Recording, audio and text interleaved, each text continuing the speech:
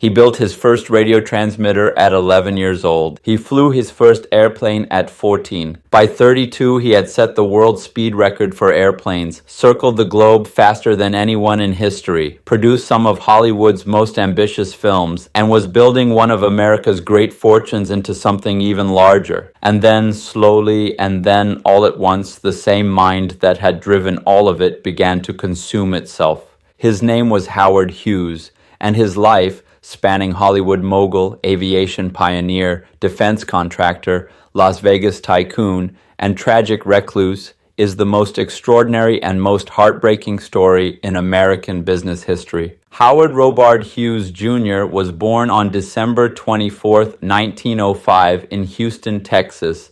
His father, Howard Sr., was a Harvard dropout who had gone to Texas to seek his fortune in the oil fields. In 1909, he invented a rotary cone drill bit that revolutionized oil drilling, making it possible to bore through hard rock formations that had previously stopped drillers cold.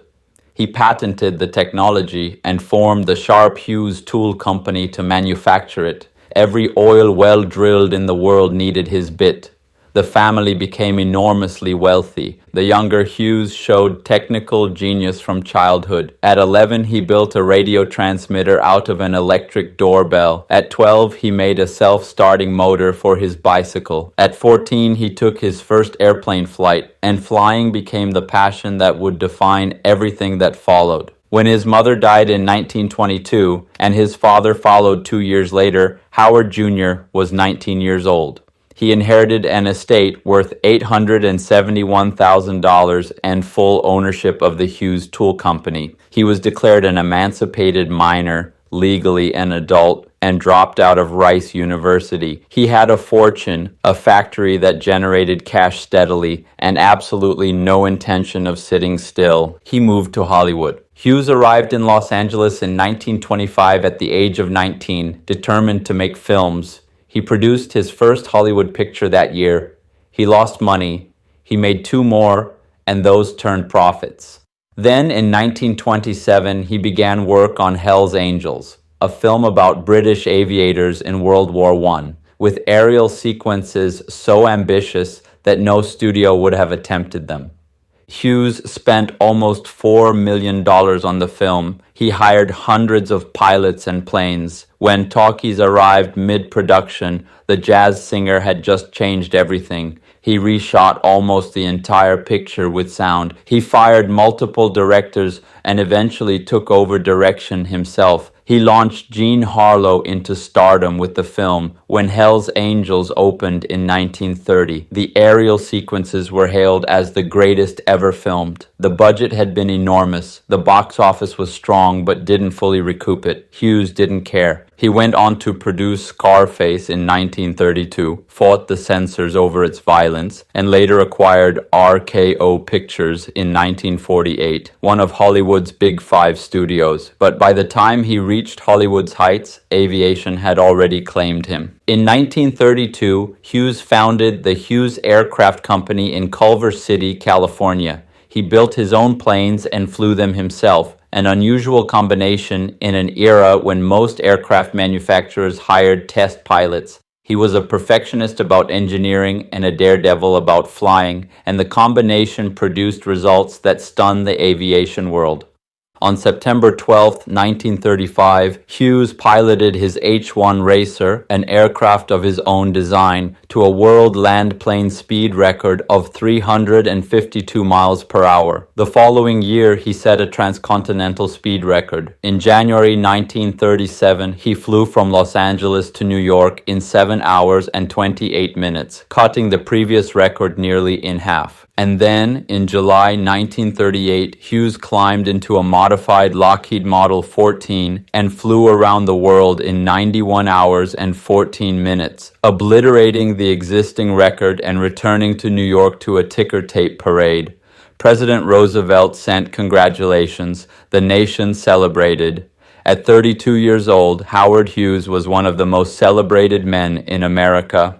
He was awarded the Harmon Trophy, twice the Collier Trophy, and in 1939 received a Congressional Gold Medal, the highest civilian honor Congress can bestow, for his achievements in aviation. In 1942, the United States government contracted Hughes to build a flying boat capable of transporting 700 troops or 60 tons of cargo across the Atlantic, bypassing the German U-boats that were devastating Allied shipping. Hughes threw himself into the project with his characteristic obsession. The result was the H-4 Hercules, nicknamed the Spruce Goose by a press that doubted it would ever fly, a name Hughes reportedly hated. It was built primarily from birch wood due to wartime restrictions on aluminum and steel. Its wingspan was 320 feet, the largest of any aircraft built to that point, and a record that would stand until 2019. The war ended before the plane was completed. In 1947, Hughes was called before a U.S. Senate committee investigating whether he had misused millions in government funds. He faced the senators directly and defiantly. Then, to prove his critics wrong, he flew the Hercules himself on November 2nd, 1947, before a crowd at Long Beach Harbor. It flew exactly once, traveling 1 mile at 70 feet above the water before landing. Hughes kept the aircraft in a climate-controlled hangar, maintained and ready to fly at his own expense until the day he died. It is now at the Evergreen Aviation Museum in Oregon. While building his aviation legend, Hughes was also assembling a business empire of remarkable scale. In 1939, he began acquiring Trans World Airlines, eventually owning 78% of its stock. TWA, under Hughes, became one of the pioneering transatlantic carriers, helping make international commercial aviation a reality for ordinary travelers. He used his Hughes Tool Company profits, the steady cash machine his father had built, as the financial engine behind everything. When he sold the tool company in 1972, it had grown into a multi-billion-dollar enterprise worth $300 million.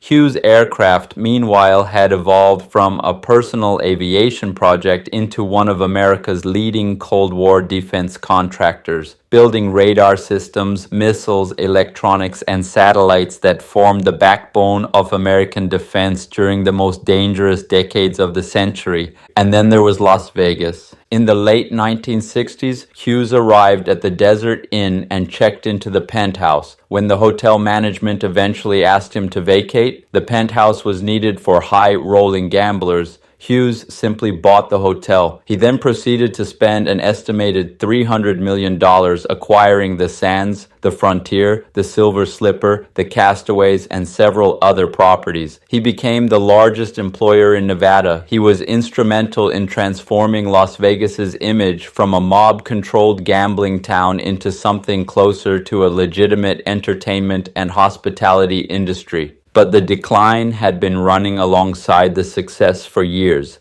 In 1946, Hughes crashed the experimental XF-11 military reconnaissance aircraft he was testing in Beverly Hills. The crash was devastating. He suffered multiple broken bones, a collapsed lung, and crushing chest injuries. He was given a degree of morphine for the pain that contributed to a dependency that would worsen for the rest of his life. The chronic pain never fully left him. His obsessive-compulsive disorder, which had been present in milder forms since childhood, intensified dramatically after the crash. The fear of germs became overwhelming. The rituals became consuming. He retreated further and further from the world. In his final years, Hughes lived in darkened hotel rooms with the curtains drawn, often lying naked in what he called a germ-free zone, wearing tissue boxes on his feet to protect them. He burned his clothing if someone near him became ill. He subsisted on minimal food and codeine. His weight fell catastrophically. Almost no one saw him. He moved constantly between Las Vegas, the Bahamas, Nicaragua, Canada, England, and Mexico, conducted his business by telephone through a small circle of aides.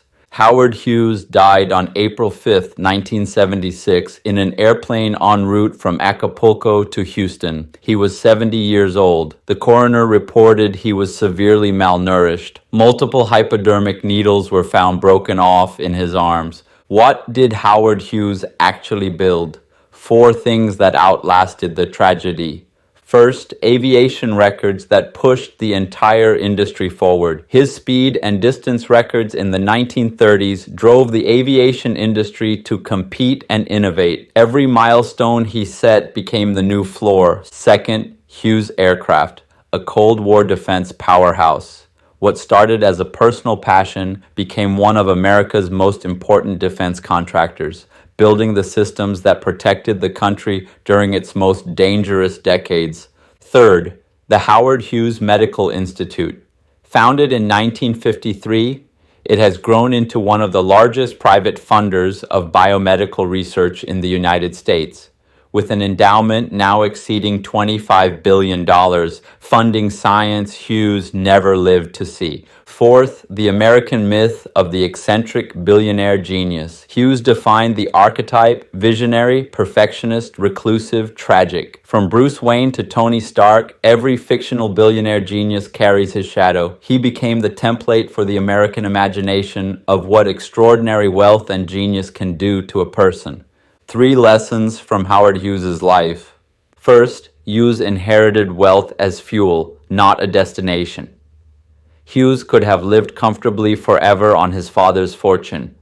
Instead, he used it as rocket fuel for aviation, for film, for defense. Inherited resources are only as valuable as the ambition they fund. Second, perfectionism is a tool until it becomes a prison. The same obsessive attention to detail that produced world speed records and groundbreaking films eventually destroyed his ability to function. The line between driven and consumed is real, and once crossed, it is very hard to uncross. Third, own the infrastructure and you own the industry. Hughes didn't just fly planes, he owned the airlines, built the aircraft, supplied the defense systems, and controlled the tools that everyone else needed. Vertical control of an industry creates power that competitors cannot easily replicate. He built his first radio at 11. He flew around the world at 32. He built an empire that spanned Hollywood, aviation, defense, and Las Vegas. And he died emaciated, addicted, and alone in a plane over the Texas skies where he had first looked up and decided he wanted to fly. Howard Hughes, the American dream, and its darkest shadow. Thank you for joining us for episode 30. Our next episode is Ray Kroc, the man who took a small California hamburger stand and turned it into McDonald's, the most recognizable brand on earth. Until then, stay curious.